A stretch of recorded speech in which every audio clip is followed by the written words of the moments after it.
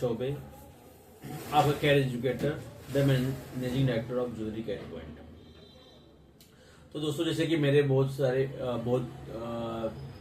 सारे वीडियोज अभी आए नहीं और मैंने अपलोड भी नहीं किए। उसका रीजन था मैं किसी बाकी सारे कामों में बिजी हो गया था। अब मैं वापस से लगभग 1 साल के बाद मैं वापस से भी वीडियो अपलोड करूंगा और आपको बाकी डिटेल्स समझाऊंगा। जैसे कि मैंने आपसे पुराने वीडियोज में बहुत सारे 35 डिजाइन के बारे में जिक्र किया हुआ है, लेकिन परिवर्तन कुदरत का नियम है, तो हमेशा बदलाव जरूरी है। जैसे कि मैं जब 2018 में अपना क्लासेस स्टार्ट किया था, तो उस टाइम पे जो मेरा सिखाने का तरीका था बहुत ही ज़्यादा बेसिक था, उस टाइम पे। और लेकिन उस टाइम पे मुझे ये एहसास था कि मैं बहुत अच्छा सिखा रहा हूँ और स्टूडेंट्स का कंप्लेन नहीं था और स्टूडेंट्स को जॉब मिल जाते थे और जॉब दिला देता था, तो उनका कोई ज़्यादा इशू था नहीं। और कभी मुझे उन चीज़ों का एहसास भी नहीं हुआ कि शायद मुझे उस टाइम ऐसा लगता था मैं बहुत अच्छा सिखा रहा हूँ। फिर धीरे धीरे जैसे समय बीतता गया, तो हमेशा इम्प्रूवमेंट करना बहुत ज़रूरी होता है। अगर जैसा मैं 2018 में सिखा रहा हूँ, आज जो सिखाता हूँ उसमें ज़मीन आसमान का फर्क होता है। पहले उसके बारे में हर साल हर जितनी बैचेस होती है, हर न्यू बैच में कुछ न कुछ नया अपडेट डालने की कोशिश करता हूँ और मैं सोचता हूँ कि और क्लासेस को और ज़्यादा इम्प्रूव कैसे करूँ, जिससे कि अभी जैसे मार्केट में अभी प्रॉब्लम ये हो रहा है जॉब का। एज ए फ्रेशर आप जाओगे तो आपको जॉब नहीं मिलेगा। जॉब की बहुत सारी समस्याएं हैं, तो उस समस्याओं से जूझना पड़ेगा आपको। तो उसका सोल्यूशन मैंने निकाला कि मैं अब जैसे मैंने आपको बेसिक सिखाया, एडवांस सिखाया, एडवांस के बाद मैं जॉब पे भेजना स्टार्ट करता था। लेकिन मुझे तकलीफ होनी चालू हो गई, जॉब लगाने में प्रॉब्लम होना चालू हो गया। तो मैंने क्या किया, मैंने एक नया यूनिट ओपन किया जहाँ पे मैं कंपनी से प्रोजेक्ट लेता हूँ। प्रोजेक्ट लेके वहाँ पे उनसे काम करवाता हूँ और काम करा के फिर उनको ट्रायल पे भेजना स्टार्ट करता हूँ। तो मेरा जो प्रोसेस है अभी 6 मंथ का है। लेकिन कोई स्टूडेंट्स है थोड़े से, कोई स्लो हैं, कोई मीडियम है। जैसे कि एग्जांपल कि हम लोग जब अपने स्कूल में या कॉलेज में जब पढ़ाई करते थे तो सिखाने वाला टीचर तो एक ही होता है, लेकिन जो स्टूडेंट्स हैं वो डिफरेंट टाइप के होते हैं। जैसे कि कुछ स्टूडेंट ऐसे होते हैं जो 4-5, जैसे अगर 20 स्टूडेंट हैं एक बैच में, 20-30 आप पढ़ चलिए, तो उसमें से लगभग कुछ 10 या 7-8 मान चलिए कि वो बहुत एक्टिव होते हैं, फटाफट कैच करते हैं और फटाक से आगे बढ़ जाते हैं, उनको फटाफट समझ में आता है। कुछ होते हैं मीडियम टाइप के लोग जो कम बोलते हैं थोड़ा सा, और मतलब उनका मीडियम लेवल है। और कुछ होते हैं जो पीछे बैठे हुए होते हैं, जो मजाक मस्ती करते रहते हैं हर टाइम पे। ऐसे टाइप के लोग होते हैं जो काम सीरियस नहीं होते हैं। तो वैसे ही अब सिखाने वाला टीचर तो एक ही है, लेकिन अब स्टूडेंट्स जो है डिफरेंट टाइप के हैं। तो अपने पास भी ऐसा होता है कि कोई बेसिक में आया, फिर एडवांस सीखा, एडवांस से वो डायरेक्ट जॉब पे चला गया। या तो उसकी पहचान होती है, या तो उसका काम अच्छा होता है, उसको खुद कॉन्फिडेंस आ जाता है, वो ट्रायल पे जाना स्टार्ट कर देता है। और कुछ स्टूडेंट इस टाइप के होते हैं जो थोड़े से मीडियम होते हैं। तो मेरा शुरू से कोशिश रहा है कि स्टूडेंट्स सीखे अच्छे से और अच्छे से उसको जॉब मिल जाए। अगर स्टूडेंट्स पॉजिटिव है, ऐसे स्टूडेंट्स को जॉब की कोई दिक्कत नहीं होती है। जैसे बीच में मुझे जॉब की बहुत दिक्कतें हुई थी। जैसे कि पहले जो मार्केट था इतनी प्रॉब्लम नहीं होती थी, स्टूडेंट्स कम थे, तो जॉब दिलाना इजी हो गया था। लेकिन अभी क्या है, मार्केट में डिजाइनर तो चाहिए, लेकिन अच्छे क्वालिटी के चाहिए। ऐसे फ्रेशर लोग बहुत घूम रहे हैं, ठीक है, लेकिन जॉब नहीं मिल रहा है फ्रेशर में। तो मैंने अपना दूसरा यूनिट चालू किया। उस यूनिट में मैं अपना कंपनी का काम करवाता हूँ, उनको एक्सपीरियंस देता हूँ, फिर उनको भेजना स्टार्ट करता हूँ। उसके अलावा अभी जो है अब मैं दिमाग में है कि मैं जो थोड़ा सा और अपडेट करूं क्लासेस को। जो स्टूडेंट को 6 महीना चला जा रहा है, अब कुछ स्टूडेंट जो थोड़े से मीडियम क्वालिटी वाले हैं उनको 6 से 8 महीना भी चला जा रहा है। तो अब मुझे क्या करना चाहिए कि मैं उनको 3-3, 4-4 महीने में, ये 6 मंथ आते आते मैं उसको कंपनी भेजना शुरू कर दूँ। अब मेरा जो सीन है कि मैं जो ट्रेन करता हूँ स्टूडेंट्स को, ट्रेंड करने के बाद मैं उनको कंपनी भेजता हूँ, तो कंपनी में एज ए फ्रेशर नहीं भेजता हूँ, मैं 2 साल 3 साल एक्सपीरियंस बोल के भेजता हूँ। और 2 साल 3 साल के हिसाब से उनका सिलेक्शन भी हो जाता है, क्योंकि उनके काम की क्वालिटी इतनी अच्छी हो जाती है कि उनको कुछ तकलीफ नहीं होता है। और अपने को जॉब दिलाने में भी ज्यादा कुछ प्रॉब्लम नहीं होता है। तो ट्रेनिंग अगर मैं इंटर्नशिप कराता हूँ 8 घंटे उनको कंटिन्यू अपने यहाँ बिठा के काम कराता हूँ, तो मुझे उनको जॉब दिलाने में कोई तकलीफ नहीं होती। अब रह गई बात की मतलब हर बैच को इम्प्रूव करने की, तो हर टाइम पे जब से मैं स्टार्ट किया हूँ तो मैंने बहुत सारे चेंजेस किए हैं। तो वैसे ही अब एक मैं नया चेंजेस लेके आया हूँ, जो मुझे दिमाग में आया कि मैं थोड़ा सा उसको और अपग्रेड करूँ। तो मैंने जो कोर्स था, जो 35 डिजाइन जो मैं सिखा रहा था, अब उसके बदले मैंने कुछ डिजाइनें ऐड कर दी।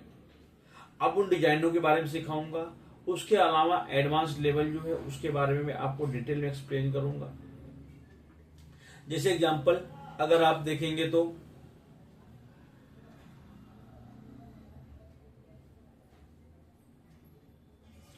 यहाँ पे आप अगर स्क्रीन पे देख रहे होंगे तो यहाँ पे CAD point jewellery CAD and manual designing academy, यहाँ पे अब यहाँ पे इसके नीचे जाएंगे तो ठीक कैड पॉइंट आपको दिखेगा, और इसमें आपको सिलेबस है, basic of rhino and setting है, जो राइनो के और जो बेसिक मतलब राइनो के जो बेसिक कमांड्स हैं। अभी मैं ये जो बनाया हूँ वीडियोज, ये ओनली राइनो के लिए है।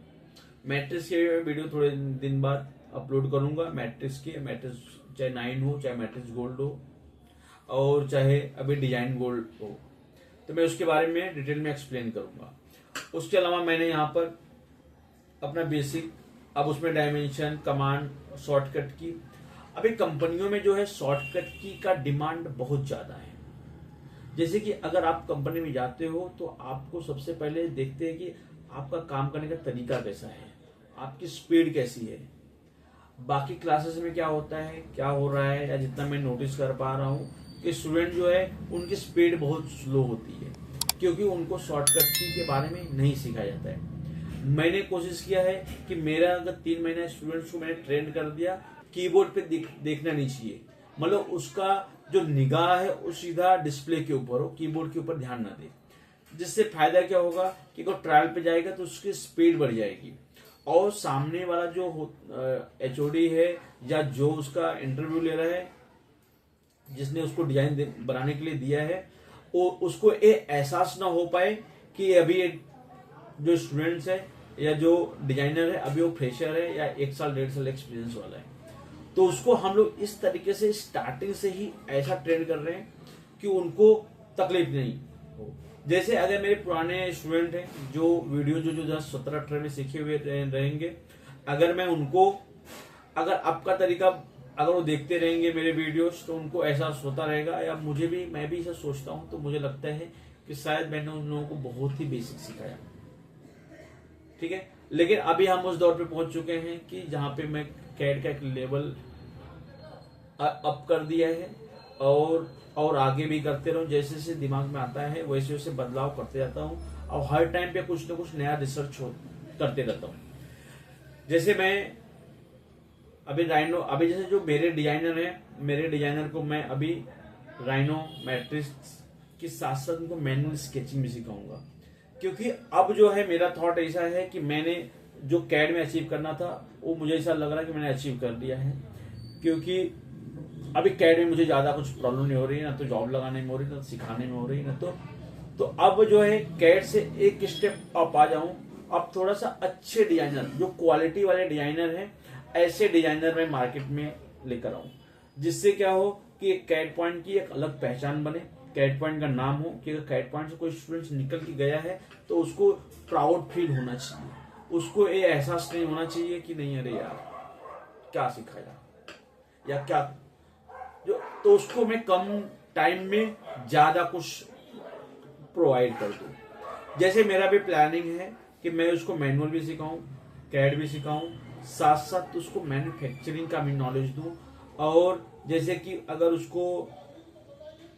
उसको कास्टिंग के बारे में जानना है, कैमिंग के बारे में जानना है, फाइलिंग के बारे में जानना है, पॉलिशिंग के बारे में, रोडियम के बारे में जानना है, उसके लिए मैंने अपने स्टूडेंट्स को और ज्यादा अपग्रेड करने के लिए मैंने क्या किया है कि मैंने एक दूसरा अपना यूनिट खोला हुआ है, जहां पे मैं मशीनरी के बारे में एक्सप्लेन करता हूं, मशीनरी के बारे में समझाता हूं और उनको पूरा प्रोसेस सिखाता हूं। जिससे फायदा क्या होगा कि इन फ्यूचर कि वो एक अच्छे डिजाइनर जो टेक्निकल, उनका टेक्निकल स्ट्रांग होना चाहिए।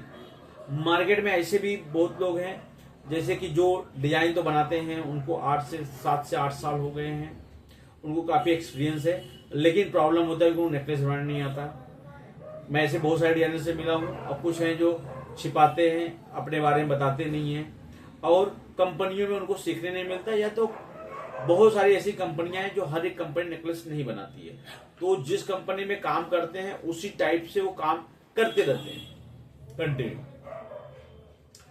और जिसकी वजह से क्या होता है कि वो सीख नहीं पाते हैं। और एक एक्सपीरियंस होने के बाद जो कैड डिजाइनर होता है उसको किसी से पूछने में भी थोड़ी सी शर्म लगती है। जैसे अगर मैं 14-15 साल से काम कर रहा हूँ, अगर मैं अपने जूनियर से पूछूंगा कि मेरे को थोड़ा नेकलेस बनाना सिखाते, तो शायद, अब मैं तो ऐसा नहीं समझता, लेकिन बाकी लोग को लगता है इंसल्ट हो रहा है या इंसल्टिंग फील करते हैं।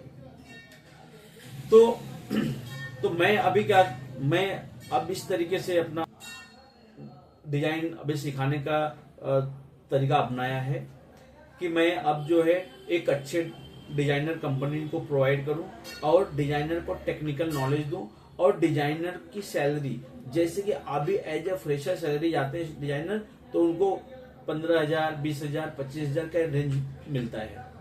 तो मैं उनको उस तरीके से, बिकॉज कि उनको टेक्निकल नॉलेज नहीं है, वो टेक्निकल को जानते नहीं है। हमने जो सॉफ्टवेयर सिखाया, सॉफ्टवेयर के बारे में जानते हैं। अब से समझ लीजिए कि 0.2 का मीटर छोड़ना है, प्लेटफॉर्म सेटिंग करनी है, प्लेटफॉर्म सेटिंग तो प्लेटफॉर्म सॉफ्टवेयर में कर रहे हैं, लेकिन निजी उनको क्या होता है, हम लोग डायमंड के नीचे ड्रिल क्यों मारते हैं, प्रॉन्ग क्यों सेट करना है, डायमंड के बाहर मेटल क्यों छोड़ना है।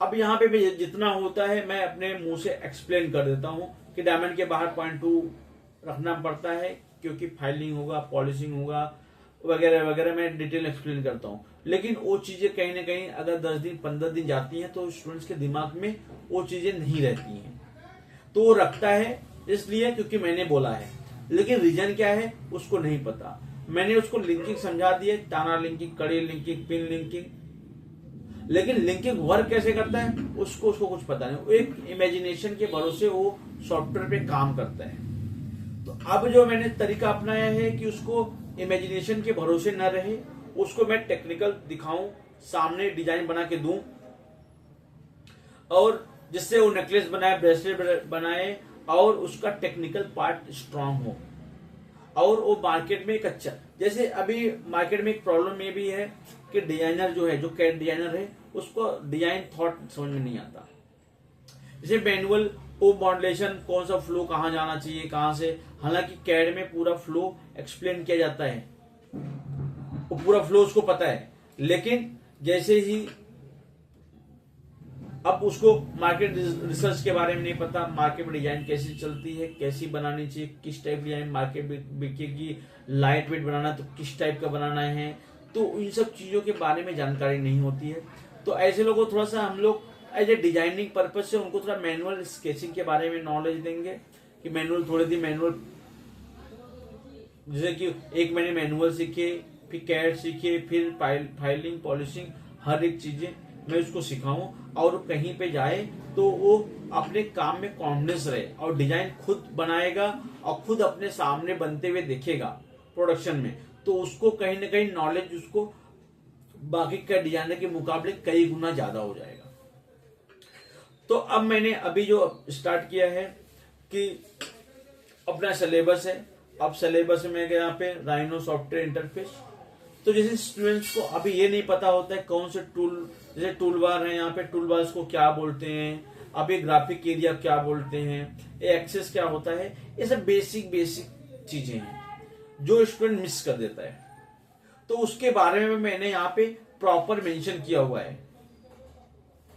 अब यहाँ पे आगे बढ़ते जाएंगे। अभी ये मैं आपको वापस से मैं बता दे रहा हूँ कि अभी मैं राइनो के बारे में एक्सप्लेन कर रहा हूँ, और राइनो मैट्रिक्स थोड़ा सा मामूली डिफरेंस है।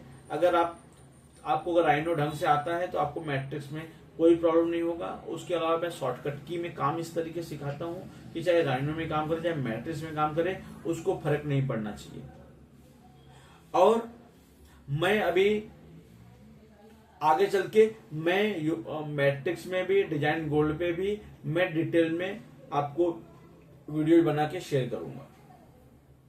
अब यहाँ पे मैं आगे गया तो मैं यहाँ पे कमांड्स के बारे में एक एक चीजें मैंने स्क्रीनशॉट लेके दिया हुआ है और उसके बारे में अच्छे से एक्सप्लेन किया हुआ है। अब जैसे बहुत सारे, जैसे अगर राइनो मैट्रिक्स देखेंगे तो उसमें बहुत सारे टूल्स दिए हुए हैं। तो बहुत सारे टूल्स, तो आपको जितने इंपॉर्टेंट है, जितने इंपॉर्टेंट कमांड है जिससे ज्वेलरी बन सकती है, मैं आपको उतना ही सिखाऊंगा। जैसे कि अगर आप सोचेंगे कि मैं जैसे इंडस्ट्री में लगभग मुझे 14 से 15 साल हो चुके हैं। मैंने 2012 में अपनी जर्नी स्टार्ट की थी, तो आई थिंक 13-14 साल मुझे हो गए रहेंगे। तो अभी तुम्हें 13-14 साल का जो ज्ञान है अभी किसी स्टूडेंट को 6 महीने में नहीं दे सकता, न तो उसकी कैपेसिटी है कि वो चीजें एक्सेप्ट कर पाएगा। तो स्टूडेंट्स को मैं उतनी लिमिटेड चीजें सिखाऊंगा जिससे कि वो मार्केट में 3 साल बोल के जाए तो उसको प्रॉब्लम ना हो। अभी मैं बताने को बहुत कुछ बता दूं। अभी बहुत सारे स्टूडेंट्स ऐसे हैं जो सोचते हैं कि सर मेरे को नेकलेस भी सिखा दो, चोकर भी सिखा दो, मेरे को हारम भी सिखा दो, सब कुछ सिखा दो, लेकिन एक साइड से सीखते जाते हैं, दूसरे साइड से भूलते चले जाते हैं, उनको याद नहीं रहता है। तो मैं बोलता हूं कि अभी आप, जैसे कि मैं आपको इतना ज्यादा ज्ञान दूंगा तो भी आप बहुत ज्यादा कंफ्यूज हो जाओगे। तो मैं एक लिमिटेड चीजें, मैं एक एरिया डिसाइड किया कि आपको इस इतने एरिया में ही, मतलब इतना ही सीखना है। बाकी नॉलेज जो है उतने से ही डिजाइन बनेगी। बहुत सारे कमांड है जो हर एक कमांड आपको यूज नहीं होने वाले हैं। तो मैं जो जो इंपॉर्टेंट कमांड है जिससे ज्वेलरी बनने वाली है उसके बारे में मैं यहाँ पे एक्सप्लेन किया हूं। अब यहाँ पे कैंसल हो गया, पॉलीलाइन हो गया, सर्कल हो गया, control point, ellipse, rectangle, polygon, surface, यहाँ पे बाकी डिटेल यहाँ पे मैंने दी हुई है। उसके अलावा मैं जैसे आगे बढ़ता हूं, यहाँ पे स्केल,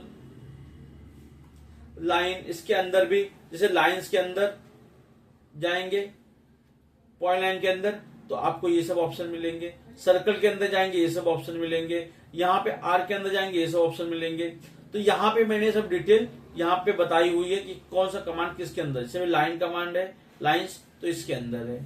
अब यहाँ पे जाएंगे सर्कल में, सर्कल 2 पॉइंट, 3 पॉइंट, सेंटर यहाँ पे मेंशन किया है मैंने। यहाँ पे आर के बारे में मैंने यहाँ पे मेंशन किया हुआ है। ठीक है, ऐसे से आप आगे बढ़ते जाएंगे।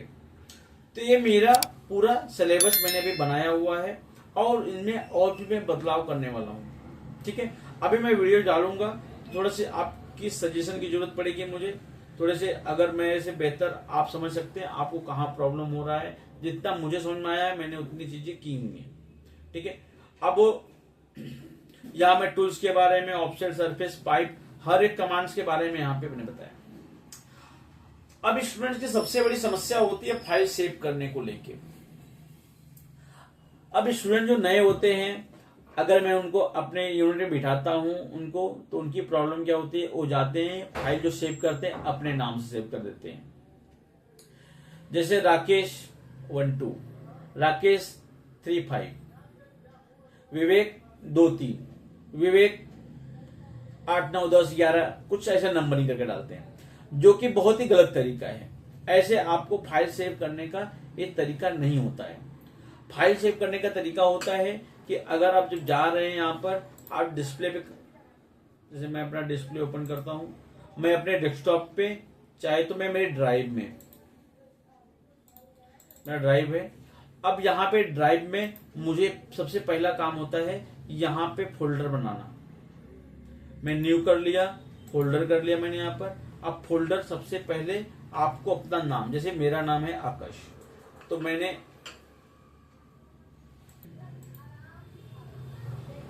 वापस मैंने एक फोल्डर बना लिया, यहाँ पे न्यू पे क्लिक कर लिया और फोल्डर बना लिया। अब फोल्डर पे मैंने लिख दिया यहाँ पर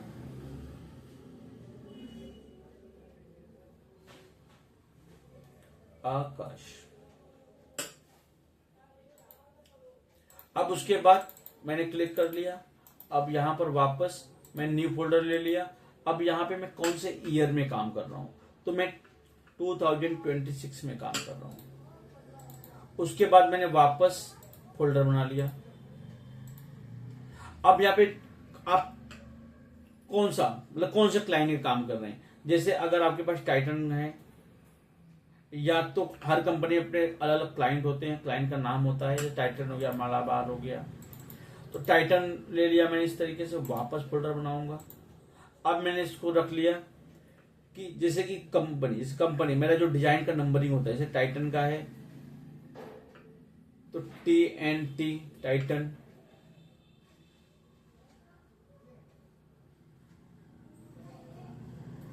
ट्रिपल 001।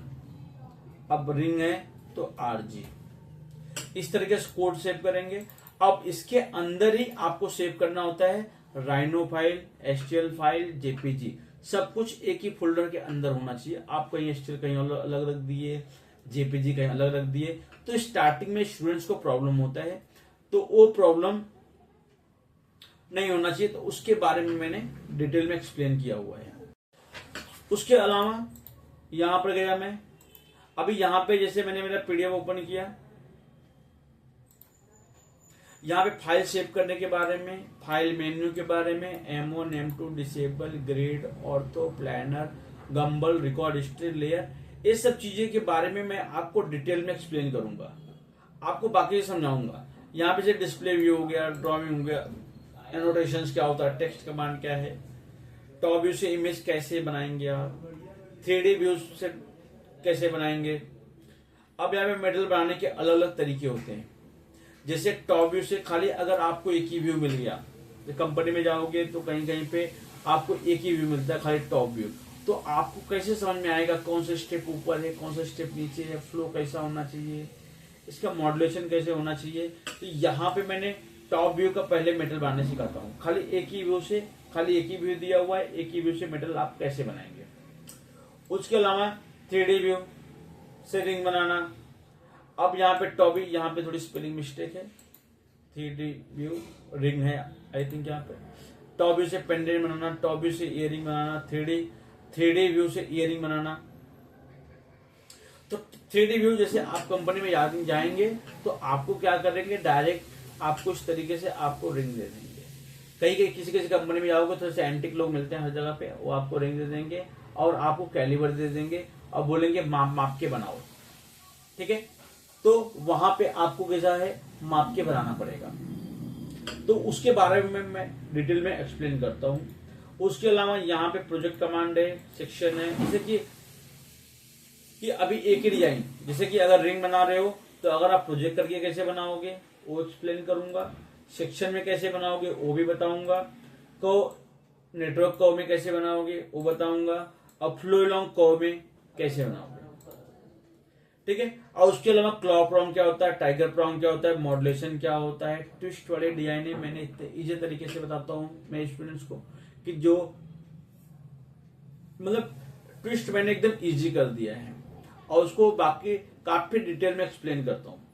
तो यहाँ पे हो गया मॉड्यूलेशन, ट्विस्ट, बाली बताना, बाली के अलग अलग कैसे होते हैं, रोटेट 3D क्या होता है, बैक जाली, मतलब अगर रिंग में आपको जाली डालनी है तो आप कैसे डालोगे, स्कूपिंग कैसे करोगे, बेनी कैसे बनाओगे, सी प्लेन का यूज क्या है, कि सी प्लेन में कैसे काम आपका इजी होता है, ओरिएंट 2.3 पॉइंट, लूप, टिकले, मिलीग्रीन, smart code, ring size, C size, array long को, लिंक के बारे में एक्सप्लेन करना, ब्रेसलेट बताना, आईडी के बारे में, ring ID, LB ID, bangle ID, नेकडेज, टैग, जैसे टैग लगाना, ब्लॉक कैसे बनाओगे, एसटीएल क्या होता है, मेश फाइल क्या होता है, रेंडर क्या होता है, ज्वेल कैट टू आईजीएस, मतलब ज्वेल कैट की फाइल डायनो में कैसे ओपन करोगे, आईजीएस में कैसे कन्वर्ट करोगे, ये सब चीजें बेसिक चीजें के बाद मैं आपको सेटिंग के बारे में बताऊंगा। पैरामीटर जो है मैं लास्ट में रखता हूँ, उसका रीजन होता है कि पैरामीटर लोग बहुत जल्दी भूल जाते हैं, अगर मैं पैरामीटर सिखा के छोड़ दिया तो लोग कैसे भूल जाते हैं।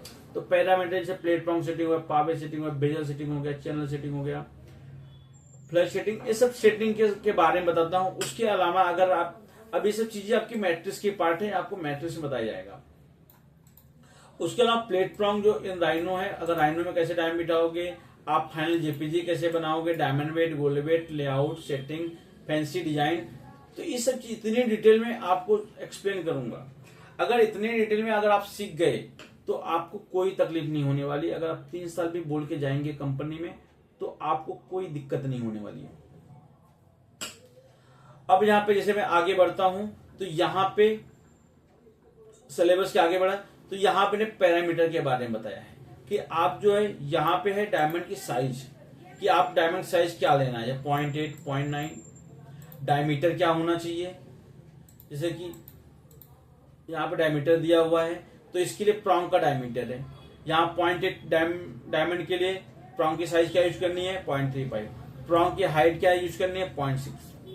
अगर आगे बढ़ोगे जैसे 0.8 के डायमंड के लिए कॉलेट पॉसिबल नहीं है, मतलब अगर यहाँ पे मैंने कॉलेट के बारे में भी इस साइड में कॉलेट के बारे में एक्सप्लेन किया हुआ है, तो यहाँ पे 0.8, 0.9, 1 mm, 1.1 इन सब के लिए कॉलेट पॉसिबल नहीं है। अब पॉसिबल क्यों नहीं है इसका डिटेल जब मैं सॉफ्टवेयर सिखाता हूँ तो उसके बारे में मैं एक्सप्लेन करता हूँ। उसके अलावा यहाँ पे 1.2 के डायमंड हो गए, 1.3 के, तो यहाँ पे मैंने बाकी उसको डिटेल में समझाया हुआ है जिससे वो पैरामीटर मिस्टेक ना करे। यहाँ पे मैंने उसको बेसिक चीजें बताई हैं, जहां पे फाइल सेव करना, नया तरीका, अब नए तरीके से कैसे फाइल सेव करोगे, ओपन क्या होता है, रिवर्ट क्या होता है, सेव क्या होता है, सेव स्मॉल क्या होता है, इंक्रीमेंटल सेव क्या होता है। ये बेसिक चीजें हैं जो स्टूडेंट इसमें बहुत ज्यादा गलती करता है और बहुत कंफ्यूज रहता है। तो वहां पे अब ये सब चीजें, अभी अपना काम खाली डिजाइन सिखाना नहीं है, उनको एक बेहतर तरीके से सिखाना ज्यादा जरूरी है। कि ये सब बेसिक मिस्टेक करते हैं, जैसे कंपनियों में उनको 4 बातें सुननी पड़ती है, लोग कुछ भी बोल के चले जाते हैं, इंसल्ट करते हैं, तो ये नहीं पता, ये नहीं आता, वो नहीं आता। जैसे बहुत सारे स्टूडेंट्स मैंने देखा है जिनको एक्सेल का नॉलेज नहीं है, डायमंड वेट, गोल्ड वेट निकालना है, तो वो इस प्रॉब्लम में बहुत जूझते रहते हैं और उनको बहुत सारी प्रॉब्लम होती है। तो मैं यहाँ पे बेसिक थोड़े से एक्सेल के बारे में नॉलेज देता हूँ, लेकिन अगर अपने स्किल को आपको अपग्रेड करना है तो थोड़ा सा आपको भी ध्यान रखना पड़ेगा कि आपको थोड़े से एक्सेल मेल करना, मेल कैसे, ये सब चीजें बेसिक नॉलेज होना बहुत ज्यादा जरूरी है। जिससे क्या होता है, सामने वाला आपको जज करता है कि आप क्या कर रहे हो। उसके अलावा मैं यहाँ पर इंक्रीमेंटल सेव हो गया, सेव एज, यहाँ पे इस सब के बारे में इंपोर्ट एक्सपोर्ट में डिटेल में एक्सप्लेन किया हुआ है, जिससे आपको कोई तकलीफ ना हो और कंपनी में जाने के बाद तकलीफ ना हो। ऑर्थो के बारे में यहाँ डिटेल एक्सप्लेन किया हुआ है, उसका शॉर्टकट दिया हुआ है। रिकॉर्ड हिस्ट्री बहुत ही इंपॉर्टेंट है, रिकॉर्ड हिस्ट्री के बारे में मैंने बताया हुआ है। जो मैं 35 ईयर में सिखा रहा था उसमें कहीं ना कहीं ये चीजें मिसिंग हो जाती थी, मैं उनको एक्सप्लेन नहीं कर पाता था। हालांकि मैं एडवांस में एक्सप्लेन करता हूँ, डिटेल में समझाता हूँ, लेकिन बेसिक से ही अगर ध्यान रखें तो चीजें बेहतर हो सकती हैं, डिजाइनर और बेहतर सीख सकता है। इस तरीके से मैंने बदलाव किए। अभी यहाँ पे प्लानर क्या है, प्लानर के बारे में हर एक कमांड के बारे में मैंने बताया हुआ है। यहाँ पे जूम, अब जूम के बारे में, जूम का शॉर्टकट क्या होता है, जूम का यूज क्या है, यहाँ पे मैंने सब डिटेल में एक्सप्लेन किया हुआ है। इसके अलावा जो यहाँ पे बेसिक स्टूडेंट्स हैं उनको भी मैं यहाँ पे डिटेल में एक्सप्लेन करता हूँ। जो मेरे बेसिक के टीचर हैं वो लोग गाइड करते हैं, एक स्टेप बताते हैं, जिससे उनको स्टार्टिंग से शॉर्टकट की का नॉलेज होता है। अब यहाँ पे मैक्सिमम व्यू, मूव करना, रोटेट करना, अब यहाँ बाजू में देखेंगे तो आपको शॉर्टकट की भी देखने के लिए मिलेगी। R से रोटेट, R3 से रोटेट 3D। रोटेट 3D क्या होता है उसके बारे में बताया गया है। 1D 2D 3D स्केल क्या होता है उसके बारे में, जैसे बहुत सारे लोगों को पता ही नहीं होता कि 1D 2D 3D तीनों में फर्क क्या है। उनको बाद में जॉब करने के टाइम पे भी वो लोग अंदाजे से काम कर लेते हैं, जैसे कि शिफ्ट 1 शिफ्ट 2 में बहुत लोग कंफ्यूज रहते हैं। तो कभी हुआ तो ठीक है, नहीं तो शिफ्ट 2 मार ले, शिफ्ट 2 हुआ तो नहीं तो शिफ्ट 1 मार लेंगे। इस तरीके से वो काम करते हैं। तो यहाँ पे मैंने जो है चीजें बदलाव की हैं, rotate 3D, mirror, split, ट्रेम, रिवेल, group, ungroup, revert, RG, ऐसे लगभग 145 कमांड्स के बारे में मैंने बताया हुआ है। अब 145 कमांड्स के बारे में आपको प्रॉपर पता होना चाहिए, उसके प्रॉपर शॉर्टकट की आपको याद होने चाहिए। फिर आप जो है आगे डिजाइन बनाने में आपकी स्पीड बढ़ जाएगी और आपका समझ लेवल भी बहुत हाई हो जाएगा।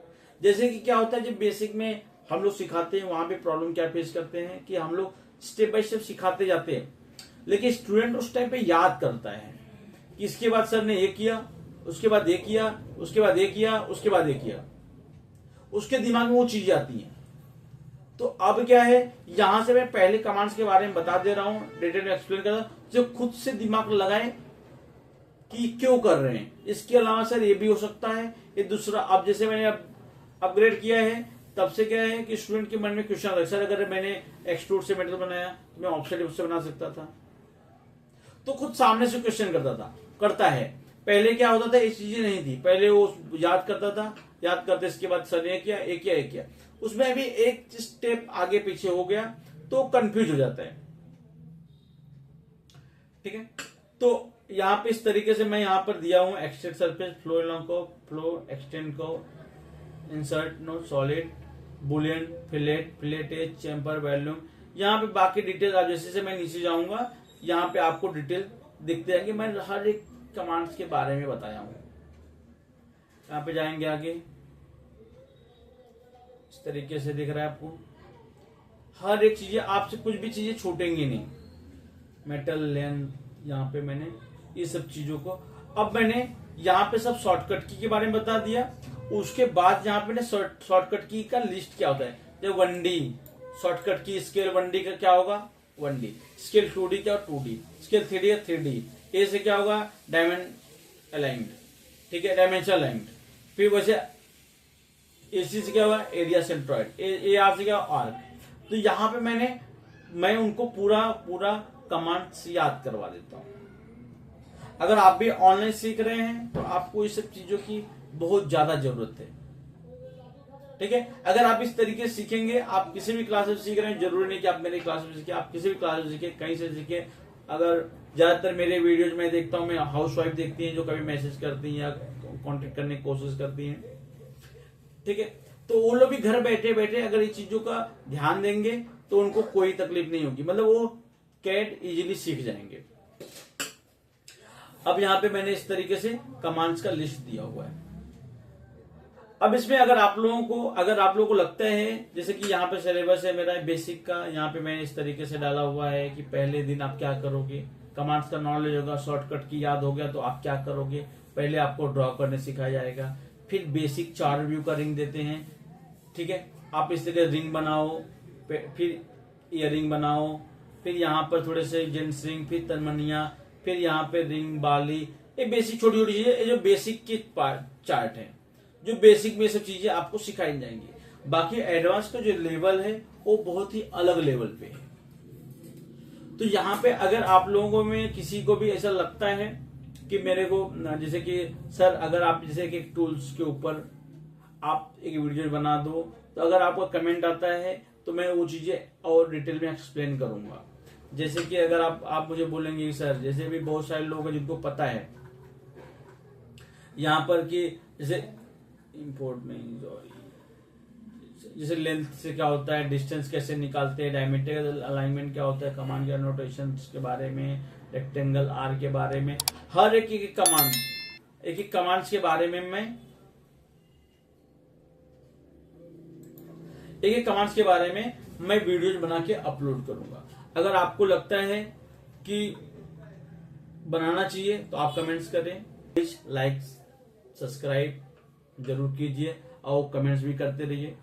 Thank you so much guys, बने रहिए और नेक्स्ट वीडियो में मैं जल्द अपलोड करूंगा। Thank you so much.